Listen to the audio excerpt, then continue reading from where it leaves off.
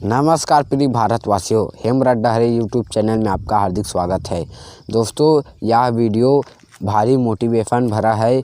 यह वीडियो आपको प्रेरणा देगी कि कैसे हम स्वार्थ को छोड़कर किसी की मदद कर सकते हैं और हम एक अच्छे इंसान बनकर और एक महान इंसान बन सकते हैं। दोस्तों, यह एक राजा का कहानी है जो अपनी परवाह करके छोड़कर दूसरों का पेट भरा और महान कहला गया। भगवान भी उनसे खुश हो गया। दोस्तों, आप इस वीडियो में देखकर सीखने को मिलेगा कि हमें स्वार्थी ना होकर परोपकारी बनना चाहिए। सभी लोगों की हम जितने लोगों की मदद कर सके उतने लोगों की मदद करना चाहिए और दोस्तों अच्छा इंसान बनकर ज़िंदगी जीना चाहिए। तो वीडियो को लास्ट तक ज़रूर देखना, आपको ज़रूर अच्छा सीख मिलेगी। और चैनल पर नए हो तो सब्सक्राइब करके बेल आइकन घंटी को ज़रूर दबाएं ताकि नोटिफिकेशन मेरा वीडियो का सबसे पहला आपको मिल सके। तो चलिए दोस्तों, वीडियो को शुरू करते हैं। दोस्तों, एक राजा और एक रानी का कहानी है। दोस्तों, एक राजा था और एक रानी था, दोनों के संतान नहीं थे। तो रानी ने सोचा, राजा जी हमारे पास इतने धन दौलत है, इन धन दौलत का हम क्या करेंगे। तब रानी ने कहा कि हम 100 यज्ञ कराते हैं और राजा ने भी कहा ठीक है, हम 100 यज्ञ कराएंगे, ज़रूर हमको पुण्य मिलेगा और भगवान भी इससे प्रसन्न होगा। तब राजा ने 99 यज्ञ करवाए और एक यज्ञ बचा था। तो उनके पास जितने संपत्ति जितने धन दौलत थे सब नष्ट हो गए, सब ख़त्म हो गए। 99 यज्ञ करवाते करवाते सब समाप्त हो गए। तब एक यज्ञ 100वां यज्ञ बचा था, तो उसको पूरा करने के लिए राजा चिंता में पड़ गया। तभी रानी ने सोचा क्यों न हम किसी दूसरे राजा के पास जाए और उधार मांगकर लाए पैसे से यज्ञ करवाए, 100वें यज्ञ को पूरा करे अपने संकल्प को। तभी राजा ने ठीक कहा और उन्होंने फैसला लिया कि कल मैं दूसरे राज्य के राजा के पास जाऊंगा और धन मांग कर लाऊंगा और 100वें यज्ञ कराऊंगा, फिर हम उनके पैसे लौटा देंगे हम काम धाम करके। फिर रानी ने रोटी तैयार किए, 5 रोटी कल सुबह निकलने के लिए। कल सुबह हुई और रानी ने रोटी तैयार कर दिए सुबह ही जल्दी से और राजा 5 रोटी लेकर निकल गया। और तभी उनको भूख लगने लगी। वह नदी के समीप था और नदी के पास हाथ पैर धोकर खाना खाने के लिए यानी कि रोटी खाने के लिए बैठा। और दोस्तों, वो रोटी को साफ कर रहा था, धूल थोड़ा जम गया होगा, पैदल चल रहा था इसलिए। और तभी उनके पास 3 कुत्ते आए, एक कुतिया और उनके 2 बच्चे। तभी वे लोग थोड़ा फुदकारने लगे, यानी कि वो रोटी मांग रहे थे। तभी राजा समझ गए इन लोग भूखे हैं, इनको रोटी देना चाहिए। तब राजा ने सोचा एक रोटी दे देता हूँ, 4 रोटी मेरे पास बचेगा, फिर खा लूँगा। तभी एक रोटी दिया। कुतिया ने उन दोनों कुत्ते को हमला कर दिया और एक रोटी लेकर चला गया। और तब बचे 2 कुत्ते, उनके छोटे छोटे। तब फिर राजा ने एक रोटी फिर दिया और ऐसा करते करते एक रोटी दिया और दोनों कुत्ते चले गए एक रोटी खाकर। अब राजा के बच्चे 2 रोटी 3 रोटी वो कुत्ते लोग ले गए, 2 उनके बच्चे छोटे छोटे और एक रोटी उनकी माँ ले गई कुतिया।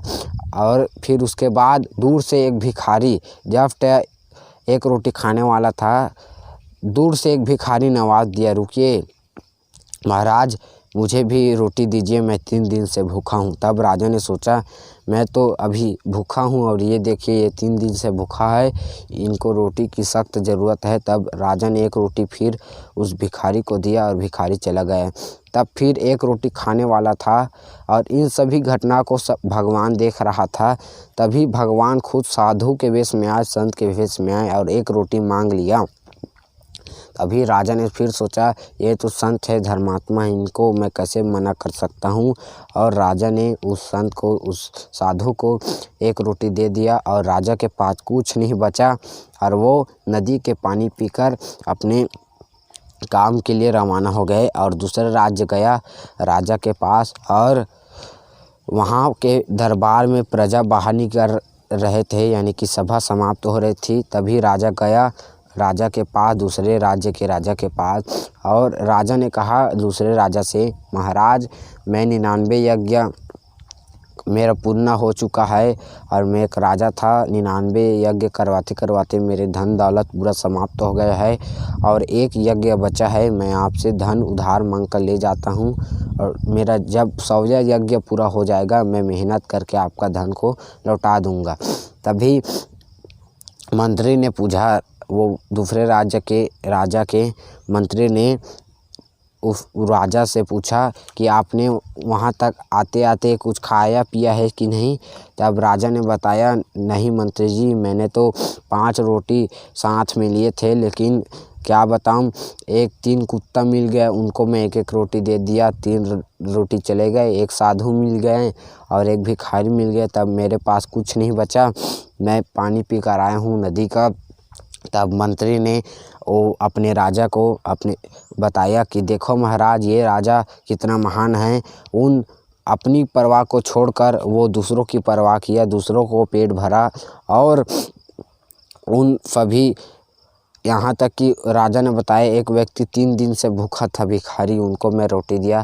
तभी मंत्री और उस राज्य के राजा का आँख खुल गया और सच्चाई सामने आ गई कि हमें एकदम स्वार्थी नहीं रहना चाहिए, दूसरों का भी परवाह करना चाहिए। तब राजा को धन दिया और भगवान भी प्रसन्न हो गया और महारानी यानी कि उस 100वां यज्ञ करा रही महारानी के पास उनके महल में सब धन दौलत लौटाए। सभी काम करने वाले नौकर चाकर आए और राजा वहाँ से दूसरे राज्य से वापस घर लौट रहा था। तभी उनके सारथी आए और उनके महारानी ने भेजा था, जाओ राजा को लाओ। वो दूसरे राजा के पास धन लाने के लिए गए थे। तभी वापस रास्ता में आ रहा था, तभी राजा से कहा सारथी लोगों ने, चलिए महाराज, आप महल में आपको रानी बुला रही है। तब राजा ने कहा, पहले मैं राजा था, अब नहीं हूँ भाई, आप लोग मेरे से ज़्यादा अभी धनवान हैं, मैं तो कुछ नहीं। तब सारथी ने कहा, नहीं महाराज, सब कुछ धन वापस आ गया है। तब महल में जाकर देखा तो भगवान की असीम कृपा से उनके महल में सब धन दौलत पुनः वापस आ गया और वे 100वां यज्ञ कराए। और दोस्तों, मैं आपको बता देना चाहता हूँ, मंत्री और राजा, इन लोगों ने और उस राजा ने कहा कि आप इस 99 यज्ञ में से एक यज्ञ रखिए। तो मंत्री ने दिमाग लगाया कि मैं 5 रोटी रखूँगा, इन 99 यज्ञों में से बढ़कर 5 रोटी है। तभी उस राज्य के राजा ने कहा, केवल 5 रोटी को क्यों रख रहे हो इन 99 यज्ञों के सामने। तब मंत्री जी ने कहा कि 5 रोटी परोपकार का 5 रोटी है। इन्होंने अपनी पेट की चिंता किए बगैर दूसरों की पेट की चिंता की, दूसरों का पेट भरा। तभी राजा भी प्रसन्न हुए, 5 रोटी रखे और उनको धन दिए और उस राजा के यहाँ सब धन दौलत आ गए। तो इस तरह से दोस्तों, हमें परोपकारी बनना चाहिए, स्वार्थी बनकर ज़िंदगी एकदम नहीं जीना चाहिए। दूसरों की परवाह भी करनी चाहिए, दूसरे जीव जंतु पशु पक्षियों को दाना देना चाहिए, कुत्ते को रोटी देना चाहिए और जो ज़रूरतमंद लोगों की मदद करनी चाहिए। दोस्तों, वीडियो अच्छा लगे तो लाइक कीजिए दोस्तों, चैनल पर नए हो तो सब्सक्राइब करके बेल आइकन घंटी को ज़रूर दबाएं और वीडियो को अपने दोस्तों परिवारजनों के साथ शेयर ज़रूर करें। दोस्तों, मिलता हूँ अगले वीडियो पर, तब तक जय हिंद।